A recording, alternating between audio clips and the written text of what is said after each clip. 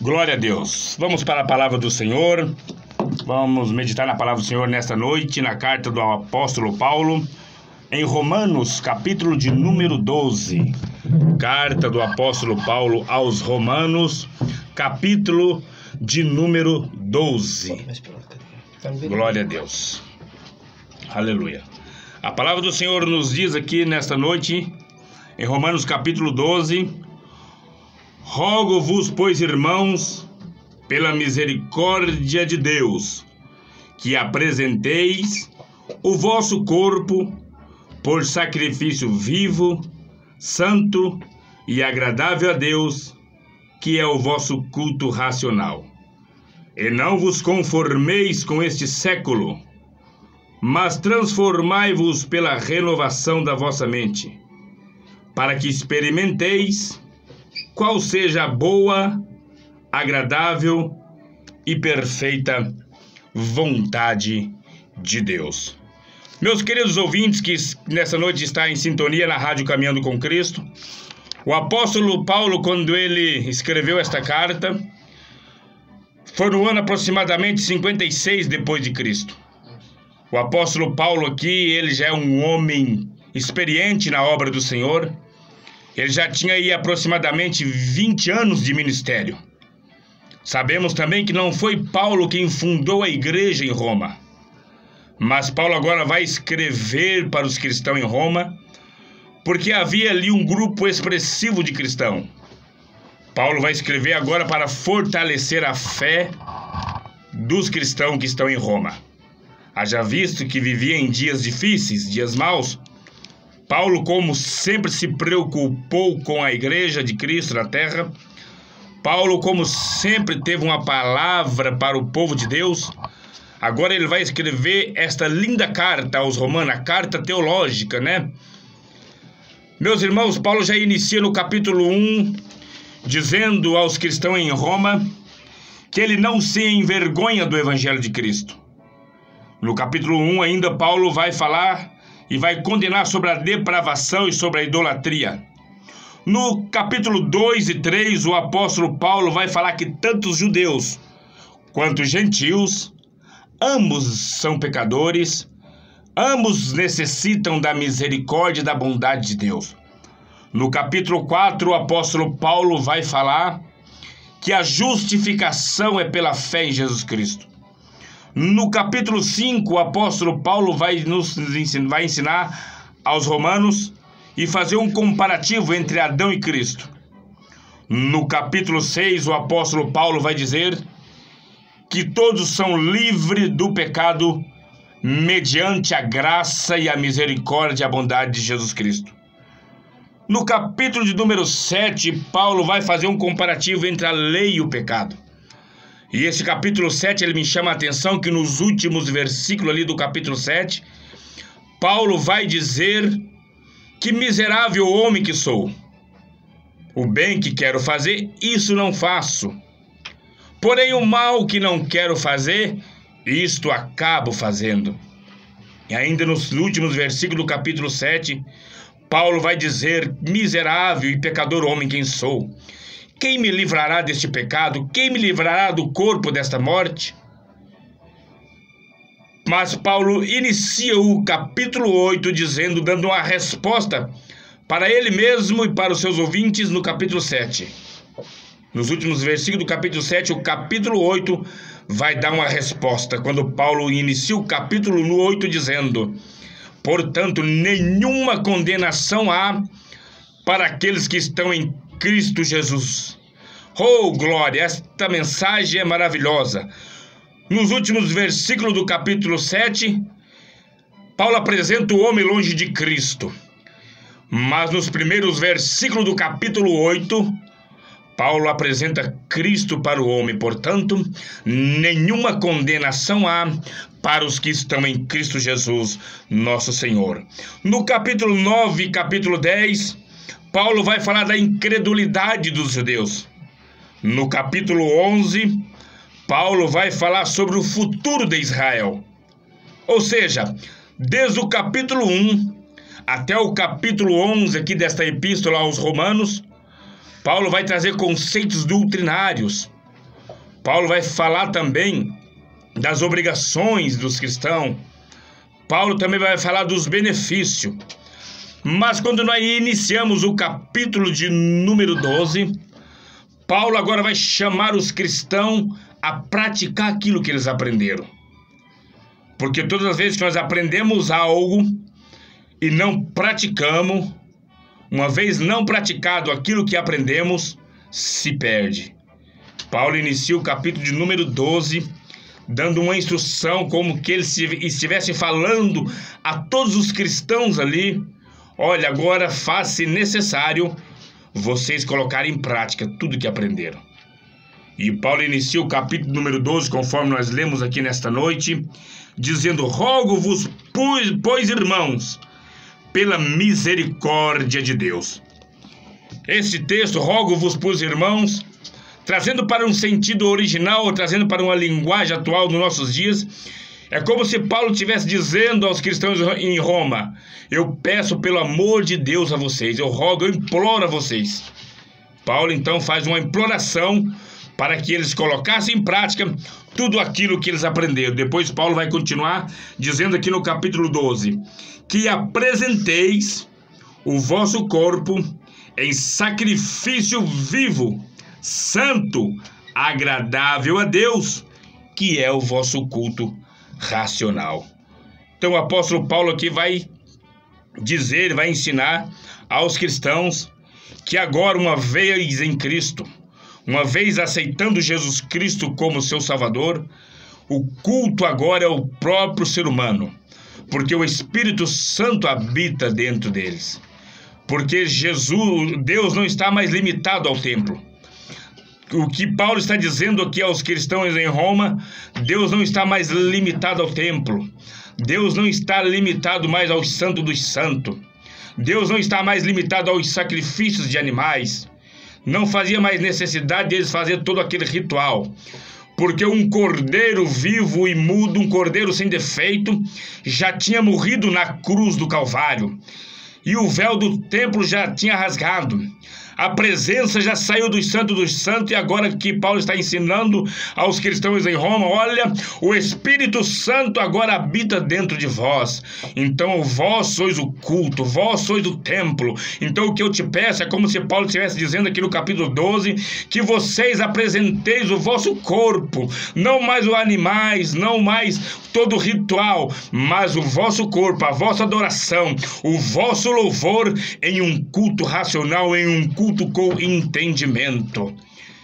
É isso que a palavra de Deus está falando aos nossos corações aqui, a efeito de introdução, que nós apresentemos o nosso melhor, que nós apresentemos o nosso culto em sacrifício vivo, santo e agradável a Deus, em um culto racional, em um culto com entendimento. Quando a palavra fala santo, o original quer nos dizer separado, alguém que foi chamado, alguém que foi separado por Deus. Todo aquele que aceita Jesus Cristo como seu Salvador, é impossível ele não ser separado, porque Jesus, quando ele começa a fazer morada dentro de um coração, ele muda toda uma história.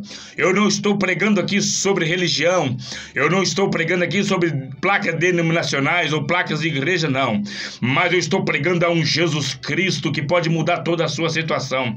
Eu estou pregando a um Jesus Cristo que pode entrar aí na sua casa.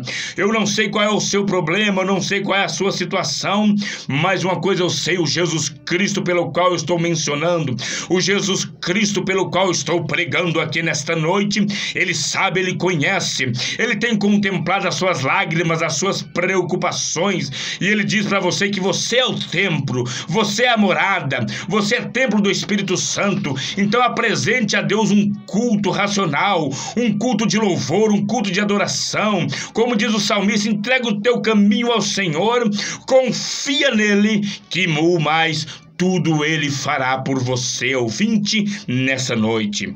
E continuando o texto aqui que nós lemos no capítulo 12, o apóstolo Paulo vai falar: e não vos conformeis com este século, mas transformai-vos, e não vos conformeis com este século. A parte A do versículo, o apóstolo Paulo está dizendo: não vos conformeis. A palavra não vos conformeis aqui no original, ela quer nos dizer o seguinte: ela quer nos ensinar que o se conformar aqui é a gente deixar se moldar pelos costumes. É a gente se deixar se moldar pelos costumes do mundo. Daqui a pouco nós vamos falar as diferenças de mundo. Mas o que o apóstolo está ensinando aqui: não vos conformeis com este século, ou seja, não se deixe ser moldado pelo sistema corrompido que o mundo está regendo a sociedade. O que o mundo quer afastar a família, o que o mundo quer, o que Satanás quer, o que o inimigo quer é colocar tristeza, é colocar depressões nos corações, é colocar divisão dentro dos lares. Mas aquele e aquela pessoa que não se conformar e não falar: eu não aceito, eu não vou deixar que na minha casa ou na minha família o inimigo venha fazer morada, aquele que colocar Jesus como primazia, buscar a presença de Deus, todo mal, toda tristeza, toda angústia, todo desânimo, com certeza vai sair, porque onde Jesus chega, há abundância de alegria. E quando o apóstolo Paulo fala concernente a não se conformar com este mundo, eu vou fazer menção aqui uma palavra que Jesus Cristo mesmo falou lá em João capítulo 15 e versículo 18, onde Jesus está dando as últimas instruções aos seus discípulos. Jesus chega nos discípulos e fala: olha, o mundo vos odeia, o mundo vos persegue, mas antes de perseguir a vocês, o mundo perseguiu a mim, o mundo odiou a mim. Jesus falando aos seus discípulos, Jesus ainda vai concluir dizendo aos seus discípulos: olha, se vocês fossem do mundo, o mundo amaria o que era seu, mas como vós não sois do mundo, antes eu vos tirei do mundo, é por isso que o mundo vos odeia. E o próprio João também vai dizer: não ameis o mundo e nem as coisas que no mundo há. Quem ama o mundo, o amor do Pai não está nele. Este mundo pelo qual nós falamos aqui não é o mundo, a natureza, não é as pessoas do mundo, não é as coisas boas que Deus deixou no mundo, porque afinal de contas estamos no mundo. Quando a Bíblia fala, Jesus se refere ao mundo aqui, Jesus está se referindo ao sistema corrompido do mundo. Jesus está se referindo a toda a podridão que o mundo prega, que o mundo quer reger, que o mundo quer colocar nas nossas mentes, coisas depravadas, como o próprio apóstolo Paulo fala que não vos conformeis com este século. Ou seja, o apóstolo está sendo bem claro e categórico aqui, dizendo: não se conformeis com o sistema corrompido deste mundo, porque Jesus Cristo, ele ama as pessoas. Jesus Cristo, ele fez um mundo para que nós vivêssemos bem, mas o pecado, a corrupção, as coisas erradas, regida pelo inimigo, por Satanás, tem ganhado espaço na sociedade e tem destruído muitas famílias, muitas casas. É tão verdade que Jesus ama as pessoas, que lá em João capítulo 3 e versículo 16, Jesus vai dizer, a palavra de Deus vai dizer que Deus amou o mundo de tal maneira que deu o seu Filho unigênito. Que mundo é esse que João 3,16 está se referindo? O mundo humanidade, o mundo sociedade. Deus ama as pessoas, ou seja, Deus ama o pecador, mas Deus abomina o pecado. A palavra de Deus diz e deixa bem clara que o pecado faz separação entre Deus e o homem. E eu quero ser bem claro aqui para dizer que Deus aceita todos aquele que vier até Jesus Cristo. O próprio Senhor Jesus Cristo diz na sua palavra: aquele que vier após mim eu jamais lançarei fora. Deus, Jesus Cristo aceita todos, mas não aceita tudo. Tem que haver uma transformação, tem que haver uma mudança. Ou seja, a palavra de Deus para nós nesta noite é: não vos conformeis com esse sistema corrompido, faça a diferença, seja diferente. A Bíblia vai nos dizer lá em em Daniel capítulo 1, versículo 8, que Daniel, quando ele foi levado cativo para a Babilônia, diz a Bíblia que Daniel assentou no seu coração, Daniel decidiu em seu coração a não se contaminar com os manjares do rei, porque o rei da época que fez uns manjares com carnes oferecidas a ídolos, e Daniel, servo de Deus, falou: não, eu posso trabalhar sim aqui no palácio, posso servir sim no palácio, posso ficar passando a salada e a legumes, mas eu não vou participar dos manjares. Ou seja, Daniel não se conformou com o século presente na sua época. José do Egito também,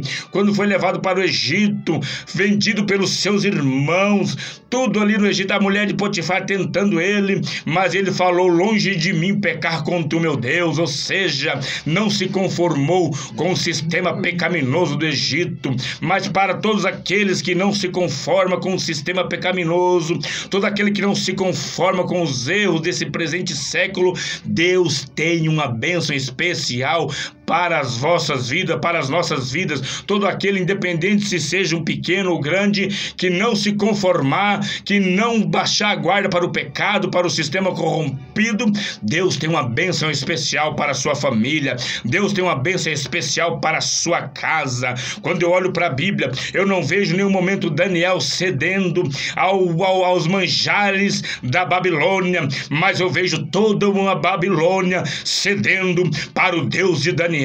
Quando eu olho para a Bíblia, eu não vejo em nenhum momento José cedendo para os encantos da mulher de Potifar ou para o sistema corrompido do Egito, mas eu vejo todo um Egito cedendo para o Deus de José, porque José tornou-se governador. Há uma recompensa para aquele que serve a Deus, há uma recompensa para aquele que não se conforma, há uma recompensa para aquele que não baixa a guarda para o pecado. E a palavra do Senhor para você e sua casa nesta noite: não se conformeis com o pecado, não se conformeis com o erro. Pai de família, mãe de família, Deus está falando com você aí dentro do seu lar. Abra o olho espiritual para enxergar quando o inimigo está tentando entrar dentro da sua casa. Você é mulher de Deus, você é homem de Deus aí dentro. Eu não estou falando aqui de placa de denominação, eu não estou falando aqui de religião, mas estou pregando um Cristo Jesus que transforma vidas, independente onde ela esteja.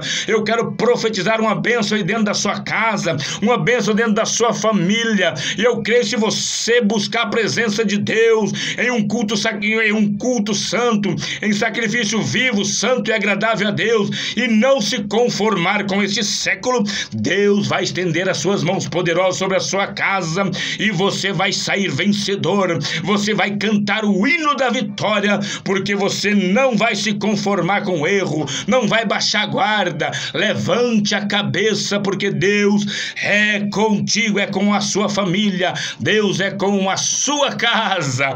Oh, aleluia! Eu sinto a presença do Espírito Santo, eu sinto que Deus está fazendo milagres nesta noite, eu sinto que Deus está entrando em lares nesta noite, eu sinto que coisas grandes o Senhor está fazendo nesta noite, nas famílias, nos ouvintes que está em sintonia nesta noite, na rádio Caminhando com Cristo, não por causa de mim, mas porque a palavra de Deus, ela é viva, ela é verdadeira, ela é mais penetrante do que uma espada de dois gumes. Oh, aleluia, glória a Deus.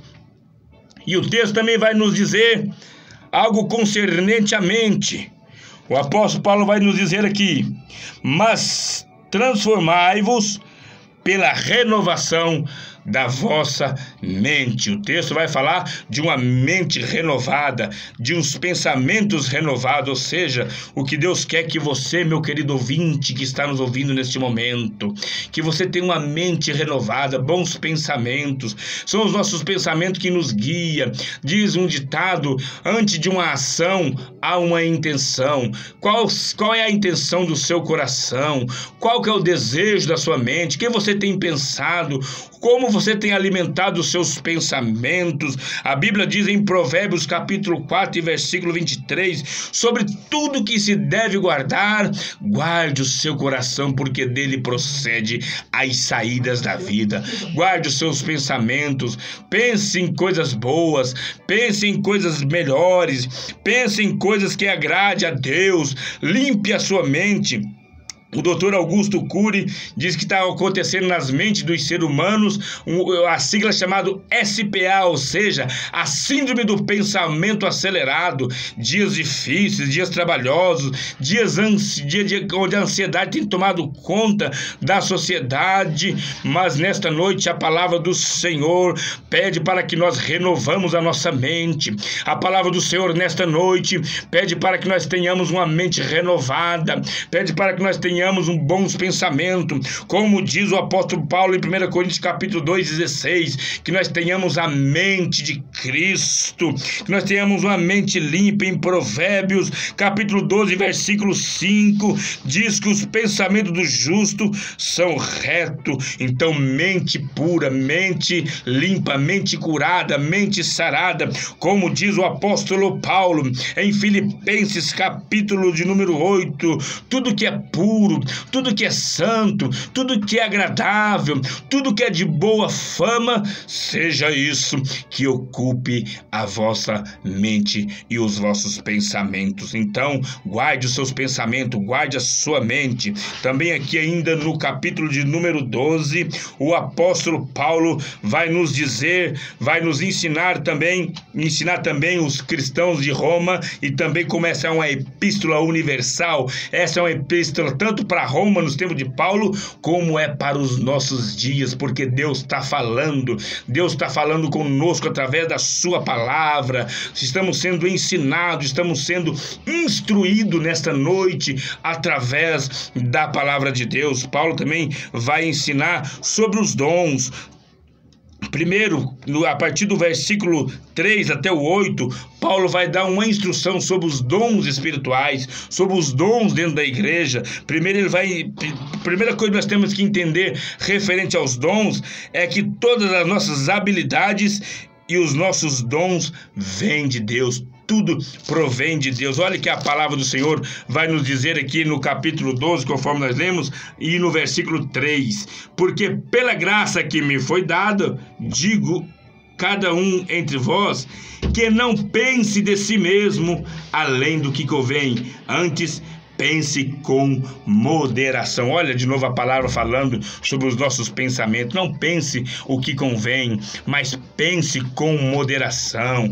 Pense com sabedoria, tenha bons pensamentos. Ou seja, que essa palavra Paulo está sendo bem claro e dizendo, não fique pensando, se engrandecendo em pensamentos. Como nós já falamos aqui, antes de uma ação vem uma intenção. Então, que os nossos pensamentos, que as nossas atitudes sejam boas diante de Deus e agradável diante de Deus, como diz o texto, mas transformai-vos pela renovação da vossa mente e pela renovação do vosso entendimento. Depois Paulo vai finalizar aqui o capítulo 12, a partir do versículo 9, falando das virtudes daquele que serve a Deus. E as virtudes são, como o apóstolo Paulo vai dizer para nós aqui, as virtudes são que o amor não seja não fingido, está ali no versículo 9.